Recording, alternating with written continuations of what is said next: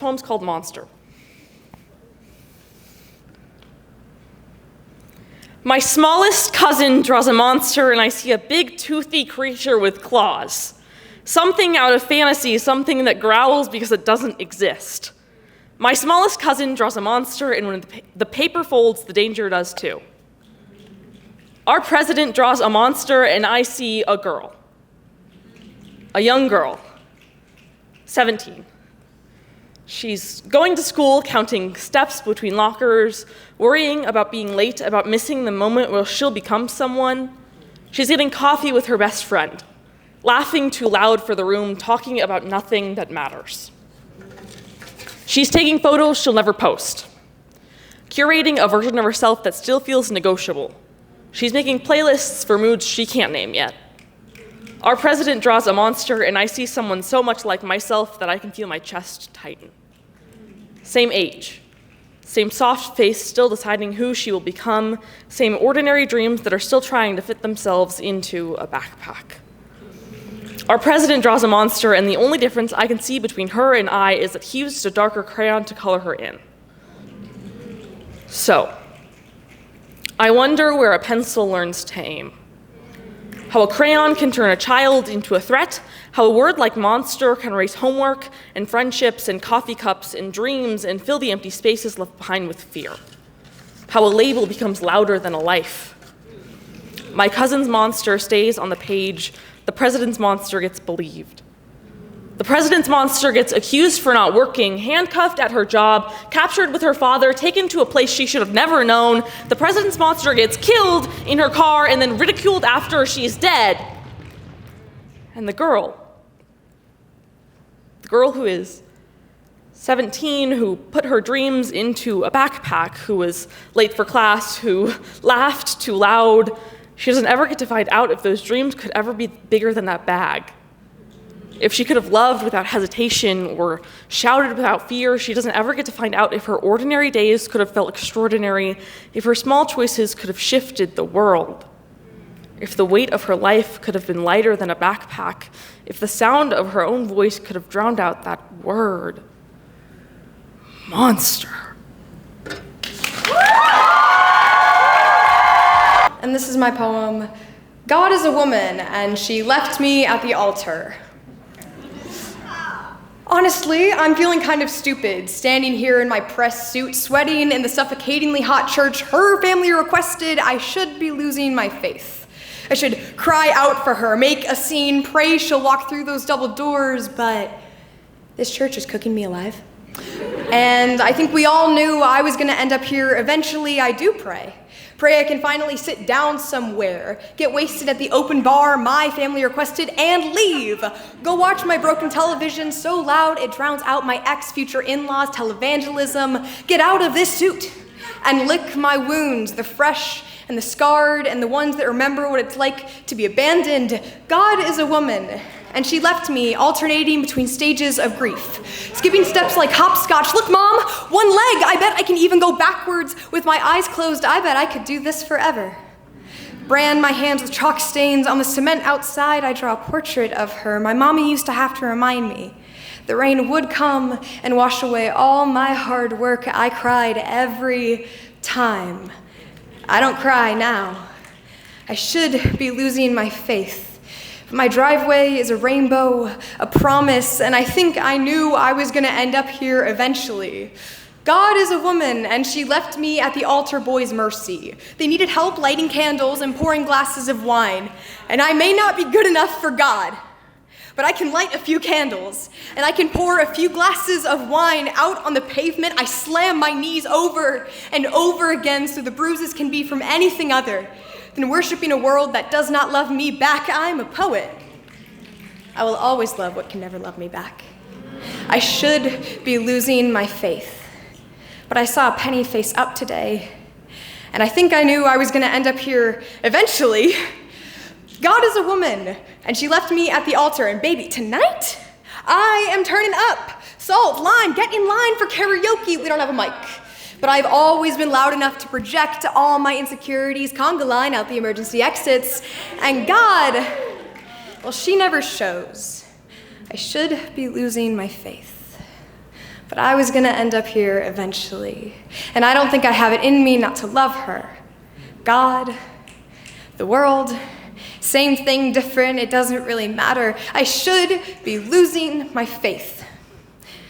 Love, devotion, same thing, different, it doesn't really matter, but I saw a meadowlark today. And I'm tired of losing. I don't want to lose anymore, so I use mundanity as proof of God, the world, faith, love, and answer back, same thing, different, it doesn't matter. Who the hell am I to ask for life to answer me back? I am a poet. I will always love what can never answer me back. I will always worship at an empty altar. And this is my piece called God Speaks. I swear there's gotta be a God, 'cause he be talking to me. I know it 'cause when I'm scared, he be walking with me. I feel him even when the devil's mocking me. Even when there's evil stalking me. I know it 'cause at 15 I was conceived, at 16 birth. I know it 'cause my mom is a rose made from concrete and dirt, made from government assistance and daily resistance to the systems of oppression that target her existence, 'cause people mispronounce my niche as resilience.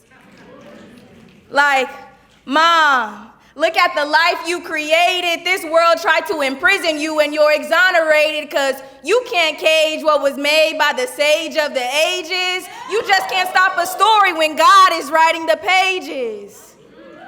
I know there's gotta be a God because of the way I dodge microaggressions like bullets and arrows. Hold my head high because I'm the daughter of a king and pharaohs. And even though things aren't fair though, I keep on forward even when my path is narrowed and I'm expected to navigate spaces others wouldn't dare go.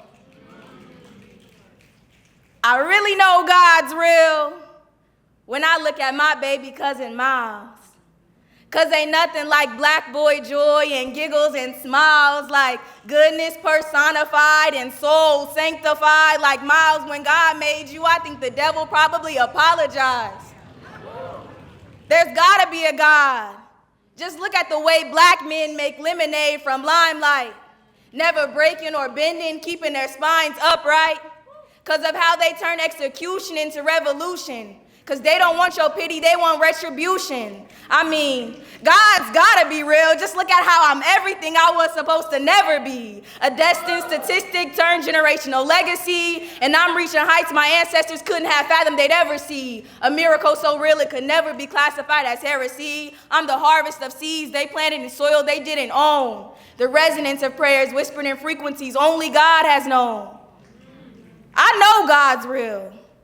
'Cause when I was at my lowest, decrepit and heartbroken, helpless, like my will to live was soft-spoken, God pulled me up out of them depths and my soul was awoken. Like, you gotta seek his face before the works of his hands. And when you do, I promise you'll understand, 'cause God's not some man up in the sky or over yonder in Neverland. He's every woman, immigrant, and helping hand. He's the static in the silence, the rhythm in the street, the holy manifestation of every person that you meet.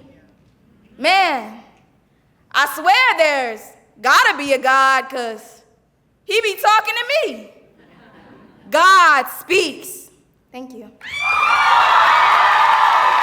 The poem is titled Writing Ducks.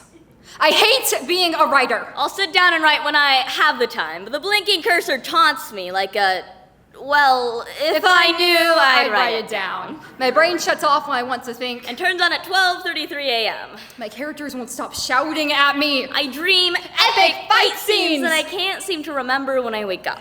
I fall in love and then forget that imaginary person's name and why I seem to like him so much. These forgotten moments haunt me when I close my eyes. My notes app is a graveyard of broken sentences and my search history is marked as criminally insane behavior. I'm surprised the FBI hasn't thrown us in jail yet. That'd make a good story. I should write that down. Wait. How'd it go again?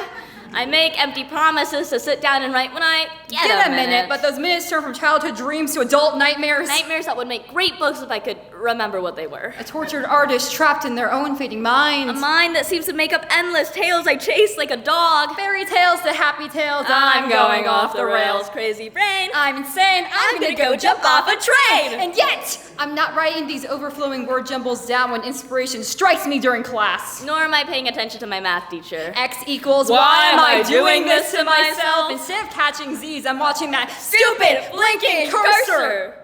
At 12:34 a.m., my inspiration as prevalent as my sleep schedule. Like an absent father gone to get the milk. My brain as curdled as the milk. I don't even know how to use prevalent in a sentence, but you probably didn't even notice I used it wrong. That's how writers hook you into their stories, like the claws of a duck. Duck?